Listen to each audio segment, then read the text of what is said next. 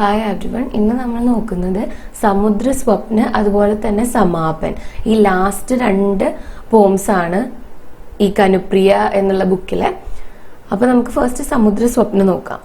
राधा कहती है कि जिस समुद्र की शेष शैया पर कनु के साथ उसने युगों तक क्रीड़ा की है, आज उस समुद्र को उसने स्वप्न में देखा. അപ്പോൾ രാധ പറയുന്നത് ഏത് സമുദ്രത്തിന്റെ ശേഷ ശയ്യയിലാണോ കനുവും രാധയും കൂടിയിട്ട് ഇത്രയും യുഗങ്ങളായിട്ട് ക്രീഡ ചെയ്തുകൊണ്ടിരുന്നത്, ആ ഒരു സമുദ്രത്തെ രാധ ഇന്ന് സ്വപ്നത്തിൽ കണ്ടു എന്നാണ്.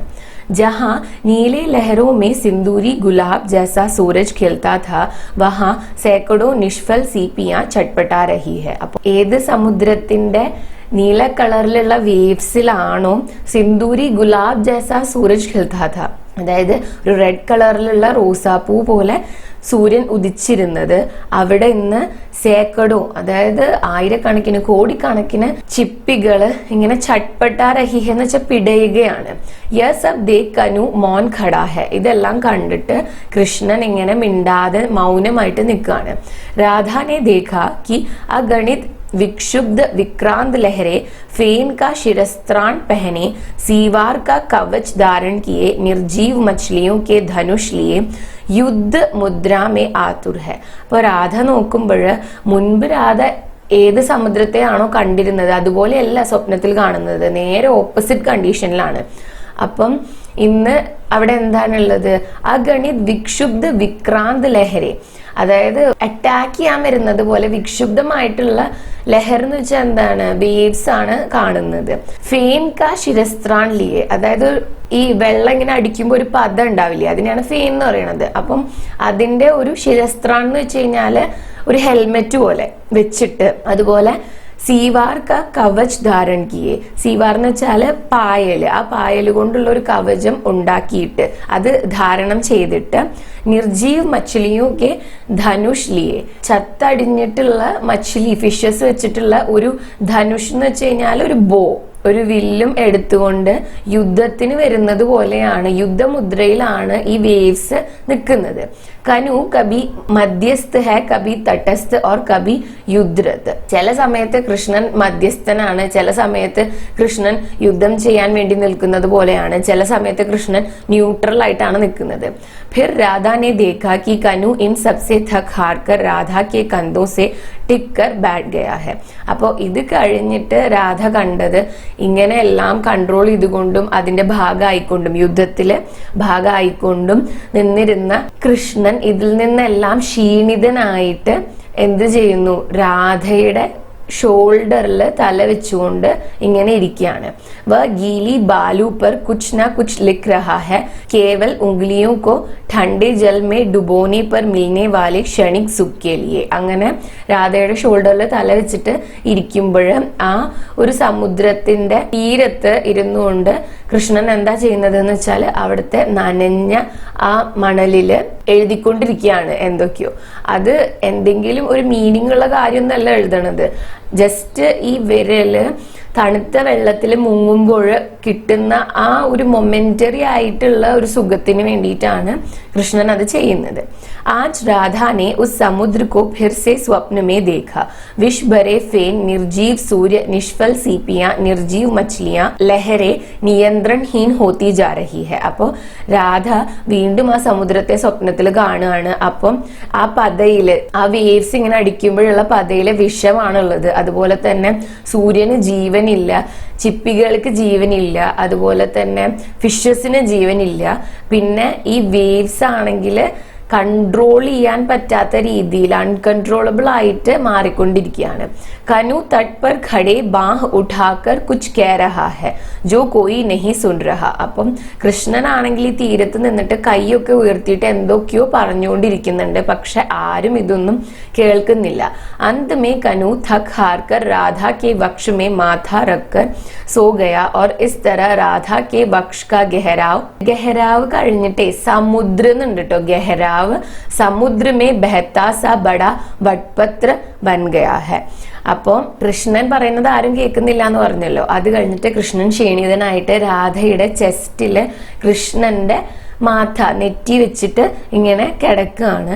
അങ്ങനെ രാധയുടെ ആ ചെസ്റ്റിന്റെ ഡെപ്ത് എന്ന് പറയുന്നത് എന്തായിട്ട് മാറുകയാണ്? സമുദ്രത്തില് ഒഴുകിക്കൊണ്ടിരിക്കുന്ന ഒരു വലിയ വട്പത്ര ആലില പോലെ ആയിട്ട് ആ മൊമെന്റില് മാറി എന്നാണ് പറയുന്നത്. ഇവിടെ ഈ ഗഹരാവ് കഴിഞ്ഞിട്ട് ഒരു സമുദ്ര ചേർക്കണം കേട്ടോ. ഗഹരാവ് സമുദ്രമേ ബഹത്താസ അങ്ങനെയാണ്. जिस पर कनु छोटे से छोने की भांति लहरों के पालने में महाप्रलय के बाद सो गया है. അപ്പൊ ഈ വട്പത്രയില് കൃഷ്ണൻ എന്ത് ചെയ്യുന്നു? ഒരു ചെറിയ മൃഗക്കുഞ്ഞിനെ പോലെ ലഹറോ കെ പാലനേമേ, അതായത് ഈ വേവ്സ് ഉണ്ടാക്കിയ ഒരു തൊട്ടില് മഹാപ്രളയം കഴിഞ്ഞിട്ട് കിടന്നുറങ്ങുന്ന ഒരു മൃഗക്കുട്ടിയെ പോലെയാണ് കൃഷ്ണൻ കിടന്നുറങ്ങുന്നത്.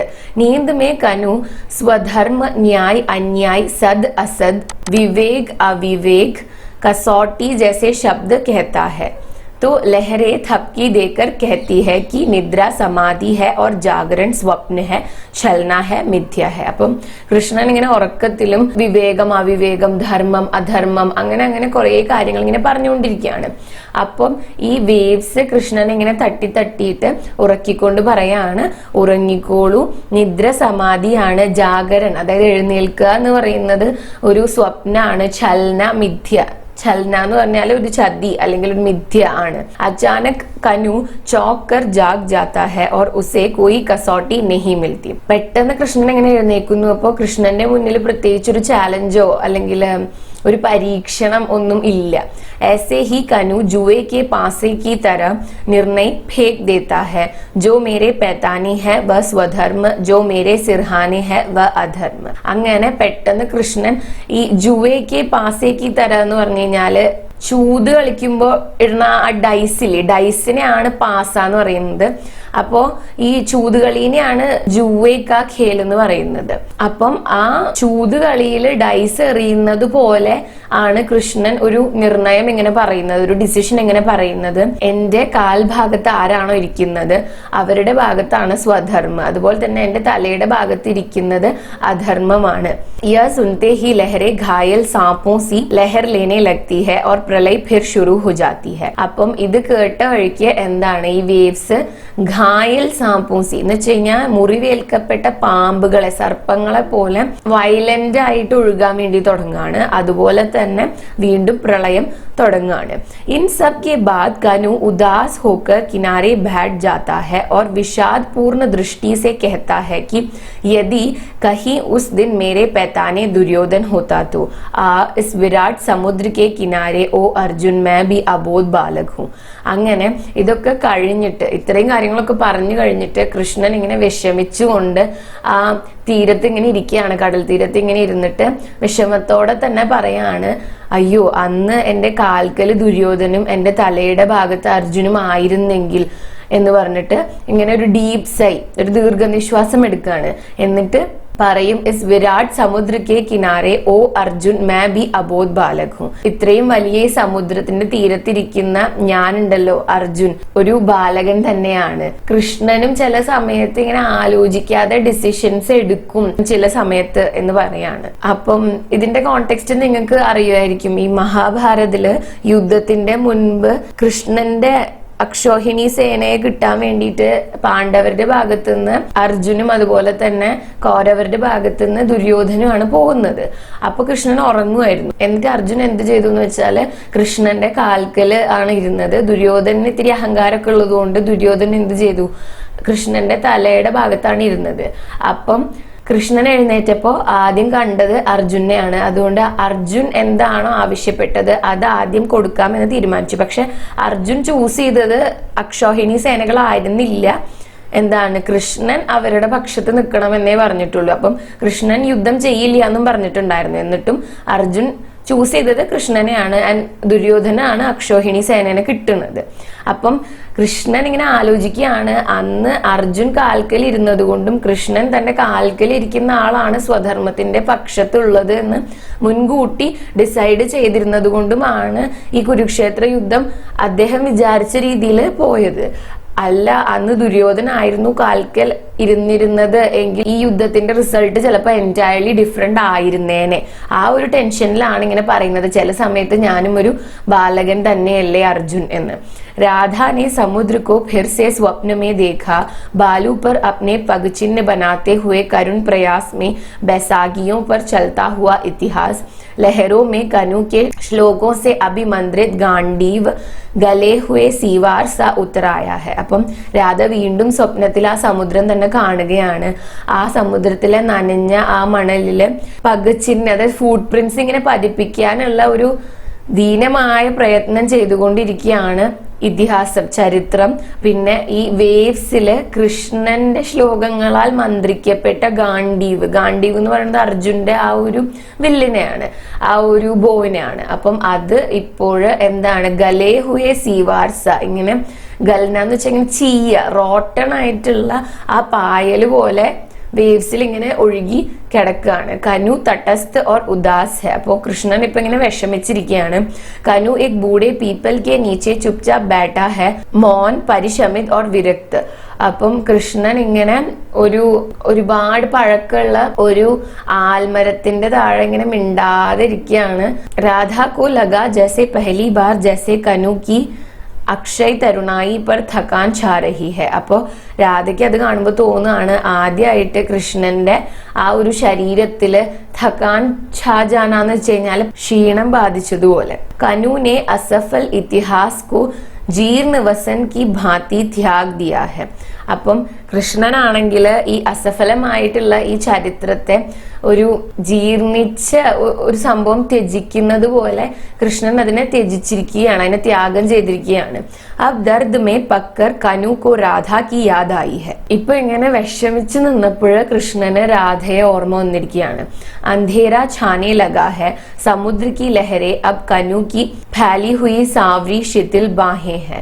അപ്പം ഇതൊക്കെ കഴിഞ്ഞിട്ട് രാധ സ്വപ്നത്തിൽ കാണുന്നത് എന്താണ്, ഇരുട്ടായിക്കൊണ്ടിരിക്കുകയാണ്. പിന്നെ സമുദ്രത്തിലുള്ള വേവ്സ് എന്ന് പറയുന്നത് കൃഷ്ണന്റെ ഇങ്ങനെ സ്പ്രെഡ് ചെയ്തിട്ടുള്ള ആ കറുത്ത കൈകളാണ്. ഭട്ടക്തി सीपियां कनु के कांपते अदर और इस क्षण कनु केवल एक भरी हुई पकी हुई गहरी पुकार है, सब त्याग कर राधा के लिए भटकती हुई एक गहरी पुकार. അപ്പൊ അവിടെ ഒഴുകുന്ന ചിപ്പികള് കൃഷ്ണന്റെ വിറയ്ക്കുന്ന ചുണ്ടുകളാണ്. ആൻഡ് ഇപ്പോ കൃഷ്ണൻ എന്ന് പറയുന്നത് ഇങ്ങനെ വിഷമിച്ചിട്ടുള്ള ഡീപ്പായിട്ടുള്ള ഒരു പുക്കാറിനെന്ന് വെച്ചാൽ വിളിക്കുക എന്നാണ്. അപ്പം ഒരു വിളി മാത്രമായിട്ട് മാറിയിരിക്കുകയാണ്. സബ് ത്യാഗ് കർ രാധ കെ ലിയെ ഭട്ടക്തി ഹുയി ഗഹരി പുക്കാർ. എല്ലാം ത്യജിച്ചതിന് ശേഷം രാധയ്ക്ക് വേണ്ടി അലയുന്ന ഒരു ദീനമായിട്ടുള്ള ഒരു വിളിയാണ്. അതായത് കൃഷ്ണൻ ഇപ്പം രാധ അടുത്തുണ്ടാവണമെന്ന് ആഗ്രഹിക്കുന്ന ഒരു കണ്ടീഷനിലാണ് നിൽക്കുന്നത്. രാധയെയാണ് ഇപ്പം ഏറ്റവും ഇമ്പോർട്ടൻ്റ് ആയിട്ട് കൃഷ്ണന് വേണ്ടത് എന്നാണ് രാധ പറയുന്നത്. ഇത്രയാണ് സമുദ്ര സ്വപ്നന്റെ സമ്മറി. ഇനി സമാപൻ കൂടെ നോക്കാം. അപ്പോൾ കനുപ്രിയ എന്നുള്ള ഈ ഒരു ടെക്സ്റ്റ് കംപ്ലീറ്റ് തീരാണ്, നമ്മുടെ സമ്മറിന്റെ വീഡിയോസ് തീരാണ്. समापन, राधा पूछती है कि क्या कनु ने उस वेला उसको बुलाया था, तो राधा सब कुछ छोड़कर आ गई थी. അപ്പൊ രാധ ചോദിക്കുകയാണ്, ആ സമയത്ത് കൃഷ്ണൻ എന്നെ വിളിച്ചിരുന്നുവെങ്കിൽ ഞാൻ അന്ന് എല്ലാം വിട്ടുകളഞ്ഞ് ഓടി വന്നിരുന്നു. इसलिए राधा कनु में पूरी तरह विलीन नहीं हुई थी और राधा ने अस्वीकार कर दिया था कनु के गोलोक का कालावधिहीन रास. അതുകൊണ്ട് തന്നെയാണ് കൃഷ്ണൻ പിന്നീട് രാധയെ വിളിക്കുമെന്ന് അറിയാവുന്നത് കൊണ്ട് തന്നെയാണ് രാധ അന്ന് കൃഷ്ണനിൽ പൂർണ്ണമായിട്ടും ലയിച്ച് ചേരാതിരുന്നത്. അതുപോലെ തന്നെ കൃഷ്ണന്റെ ഗോലോകത്തുള്ള ആ കാലാവധിഹീൻ രാസ് എന്ന് വെച്ചാല് എത്ര കാലം കണ്ടിന്യൂ ചെയ്യുമെന്ന് അറിയാത്ത ആ രാസലീലയില് പങ്കെടുക്കാനായിട്ട് രാധ സമ്മതിക്കാതിരുന്നതും അതുകൊണ്ടാണ്. ക്യോക്കി രാധ को फिर आना था. അപ്പം രാധയ്ക്ക് വീണ്ടും വരണമായിരുന്നു, അതുകൊണ്ടാണ് അന്ന് ഇതിനൊന്നും സമ്മതിക്കാതിരുന്നത്. രാധ कहती है कि कनु ने उसे पुकारा था ना तो वह आ गई. അപ്പൊ രാധ പറയുന്നത് കൃഷ്ണൻ അന്ന് രാധയെ വിളിച്ചിരുന്നില്ലേ, അതുകൊണ്ട് രാധ വന്നു.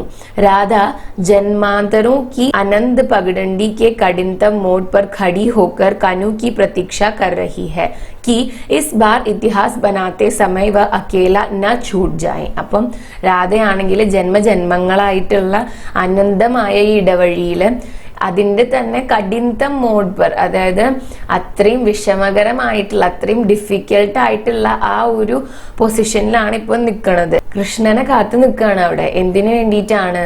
ഇപ്രാവശ്യം ചരിത്രം രചിക്കുന്ന സമയത്ത് കൃഷ്ണൻ ഒറ്റയ്ക്കാവാതിരിക്കാൻ വേണ്ടിയിട്ട്. वह पूछती है कि प्रगाढ़ केली क्षणों में अपनी अंतरंग सगी को बाहों में गूंदने में कभी हिचका नहीं, तो उसे इतिहास में गूंदने से हिचक क्यों गए प्रभु. അപ്പം രാധ ചോദിക്കുന്നത്, നമ്മുടെ കേലിയുടെ സമയത്ത്, ഇവരുടെ രാസ്ലീലയുടെ സമയത്ത് രാധയെ തന്റെ കൈകൾക്കുള്ളിലാക്കാനായിട്ട് പ്രശ്നമില്ലായിരുന്നെങ്കിൽ പിന്നെ എന്തുകൊണ്ടാണ് ഇതിഹാസത്തില് കോർത്ത് ചേർക്കാൻ വേണ്ടിയിട്ട് കൃഷ്ണൻ ഹിച്ചക്ന എന്ന് വെച്ച് കഴിഞ്ഞാൽ ഹെസിറ്റേറ്റ് ചെയ്യുന്നത് എന്നാണ്, ഹെസിറ്റേറ്റ് ചെയ്തത് എന്നാണ് ചോദിക്കുന്നത്. രാധ कहती है कि उसके बिना कनु के इतिहास का क्या अर्थ होता. അപ്പൊ രാധ ചോദിക്കുന്നത്, രാധയില്ലാതെ കൃഷ്ണന്റെ ഈ ചരിത്രത്തിന് എന്ത് അർത്ഥമാണുള്ളത് എന്നാണ്. राधा के बिना कनु के सारे शब्द अर्थहीन है. कनु को जब राधा की जरूरत थी तब राधा आ गई, ताकि कोई यह ना कहे कि वह केवल कनु के सांवरे तन के नशीले संगीत की लय बनकर रह गई है. കൃഷ്ണന്റെ ഇതിഹാസത്തിന്, ചരിത്രത്തിന് രാധയില്ലെങ്കിൽ എന്തർത്ഥമാണുള്ളത്? കൃഷ്ണന് എപ്പോഴാണോ രാധയുടെ ആവശ്യം ഉണ്ടായിരുന്നത് അപ്പോഴെല്ലാം രാധ ഓടി വന്നിട്ടുണ്ട്. എന്തിനാണ് അങ്ങനെ ചെയ്തത്? ഒരിക്കലും വേറെ ആളുകൾ പറയാൻ പാടില്ല ഈ രാധ കൃഷ്ണന്റെ സാവരെ തൻകി, ആ കറുത്ത ശരീരത്തിന്റെ നശീലെ സംഗീത് കി ലയ ബൻകർ, അതായത് നശീല എന്ന് വെച്ച് കഴിഞ്ഞാൽ ഇങ്ങനെ അഡിക്റ്റീവ് ആയിട്ടുള്ള ആ ഒരു സംഗീതത്തിന്റെ ലയമായിട്ട് മാത്രം നിന്നുപോയി എന്ന് രാധയെ കുറിച്ച് ആരും പറയരുത്. അതായത് കൃഷ്ണന്റെ ബോഡിക്ക് വേണ്ടിയിട്ടാണ് രാധ കൃഷ്ണന്റെ കൂടെ ഉണ്ടായിരുന്നത് എന്ന് ഒരിക്കലും ആരും പറയരുത് എന്നുള്ളത് കൊണ്ടാണ് കൃഷ്ണൻ എപ്പോഴൊക്കെ രാധയെ വിളിച്ചിട്ടുണ്ടോ അപ്പോഴെല്ലാം രാധ ചെന്നിട്ടുള്ളത്. രാധ പൂച്ച്തി ഹെ कि राधा की वेणी में अग्नि पुष्प गूंदने वाली कनु की उंगलियां इतिहास में अर्थ क्यों नहीं गूंदती. അപ്പം രാധ ചോദിക്കുന്നത്, രാധയുടെ വേണി എന്ന് വെച്ചാൽ മുടിയാണ്, കേശത്തിൽ ഈ അഗ്നിപുഷ്പം കോർത്ത് വെക്കാൻ കഴിയുന്ന കൃഷ്ണന്റെ വിരലുകൾക്ക് എന്തുകൊണ്ട് ചരിത്രത്തില് അർത്ഥം കോർത്ത് ചേർക്കാൻ വേണ്ടി പറ്റിയില്ല എന്നാണ്.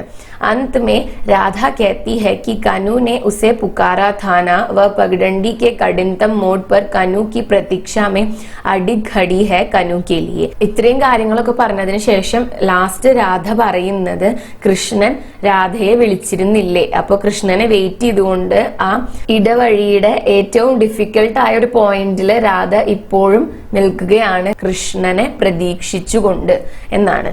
അപ്പൊ ഇത്രയാണ് ഈ സമാപൻ എന്ന ഭാഗത്ത് പറയുന്നത്.